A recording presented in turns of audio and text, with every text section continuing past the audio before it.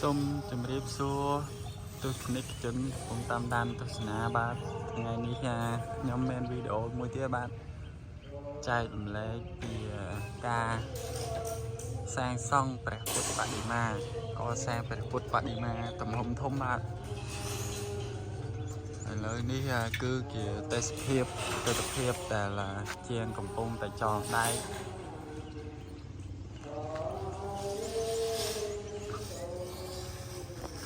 trong này nên bạn lên cầm bông tại ổ đây tròn đây nền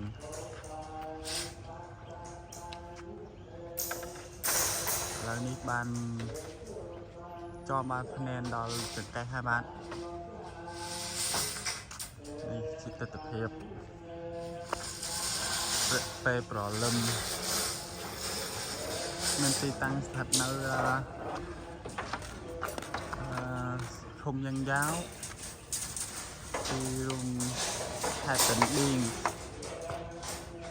ตีรุมสระเป็นบิงแทบอังยางบ้าน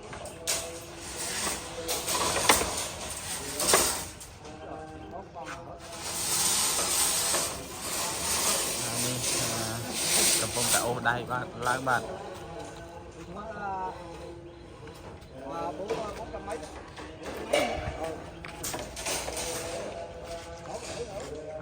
ยังจับดำลังตะแข่งเริ่มเชียงจองได้บ้าน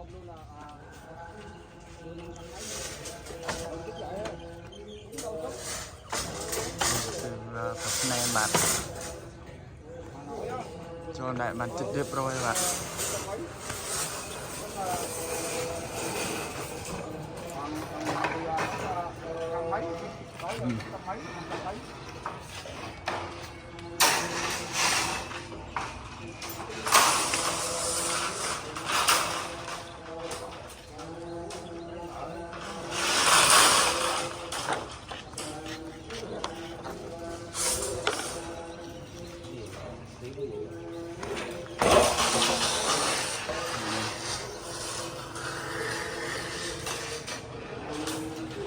còn chiên cùng chập đam thôi ca mong bơ bơ các bạn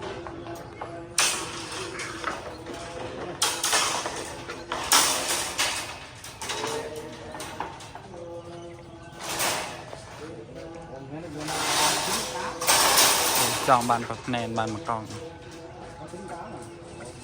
nó mình tích tiết hai bạn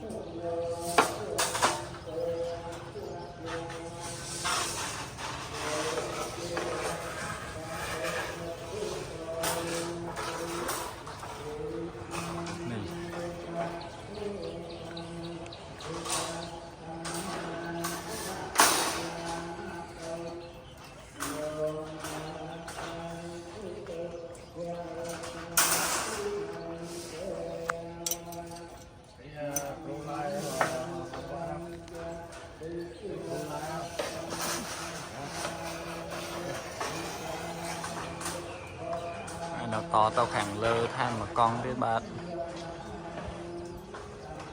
tua luôn cột bạn để mai đã cầm mối mai bạn lời đi dương tùm cho nó chặt cây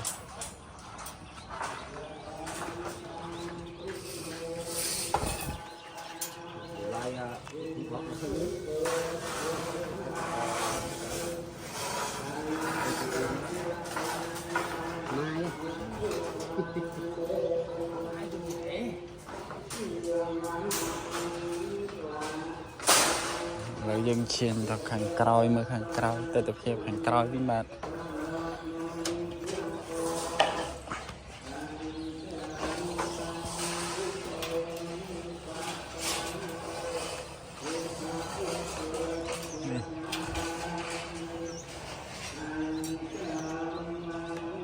hàng còi bạn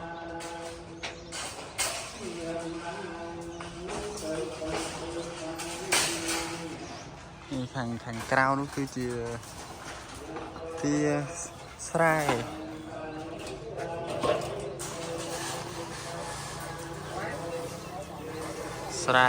ban chốt ban khá hai bạn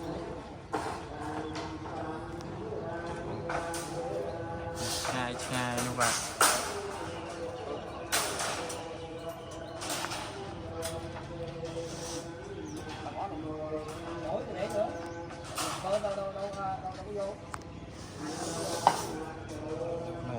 Nhôm dây ta na trong chu luôn cháy co sáng co ai tầm nệ tầm non phải chào Atika ban đây bạn, chào Atika và tập tropeng trâu co sang phải phút bạn để mà tra đăng tầm phút đọc vào mỗi mét bạn lấy ní ban cho này ban chích vẽ cái đá là bạn.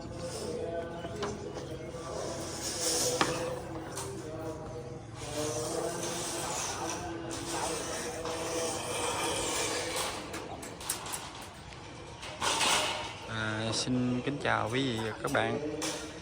Hôm nay mình quay video về công tác đang làm là chuẩn bị xây dựng tượng Phật tượng Phật cao 16 mét vậy. Và bây giờ trong quá trình buộc sắt phần bàn chân, phần đế ngồi được khoảng chừng 80% rồi các quý vị các bạn. Ở đây là cái mình, cái eo, còn bên dưới là cái bàn xếp, bàn giò của Phật xếp lại.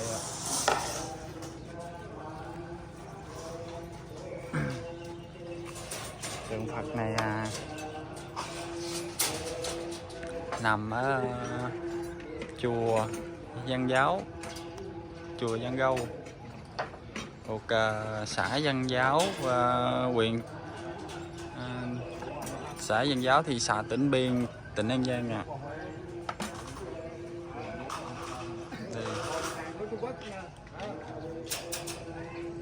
Mới cao được có 10 mét rồi các bạn, đổ cột. Và bây giờ đang trong quá trình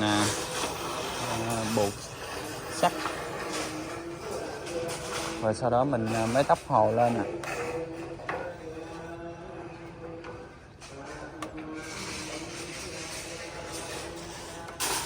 Và bây giờ thợ đang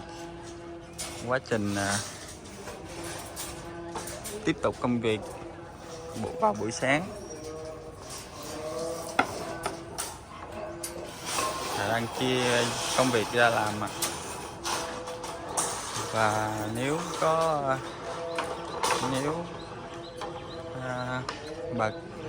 bà con anh chị em nào có lòng hảo tâm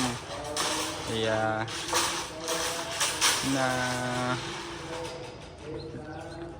muốn làm, có lòng hảo tâm muốn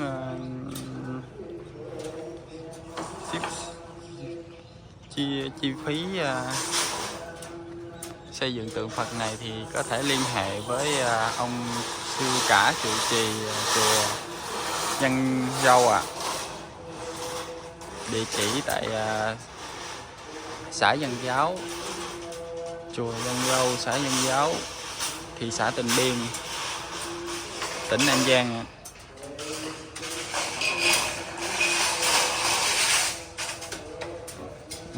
Sư trụ trì Châu Phirin vậy các bạn.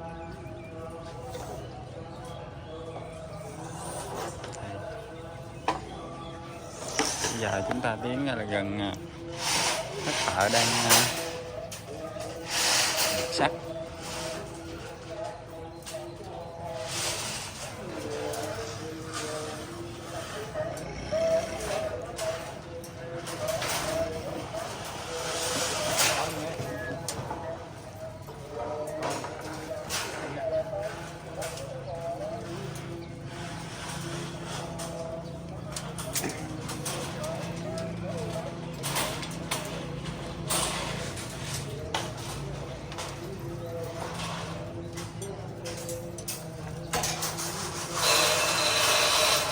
Phần này không là hết 500 cây sắt rồi mọi người. tổng cộng 500 cây sắt mới được phân nửa mình nào cái gì các bạn.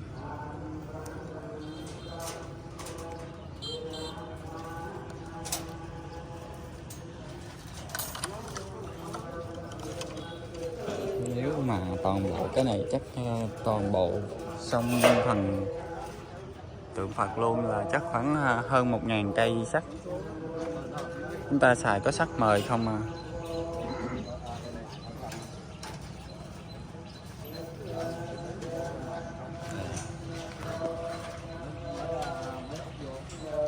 Bên trong còn chưa cửa đi nữa.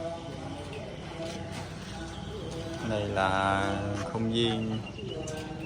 trước tượng Phật, nhà dân.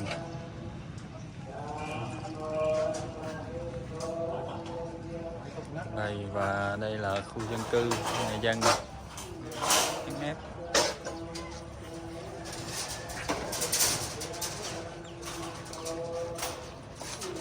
Vâng, và video đến đây xin kết thúc tại đây ạ. Xin hẹn gặp lại quý vị và các bạn trong video tiếp theo. Và video đó trâm ní xong mình cho trâm ní hai bạn chăm chụp niềm mà đón tiếp nó cây coi bạn xong liệp đi bạn xong ở cùng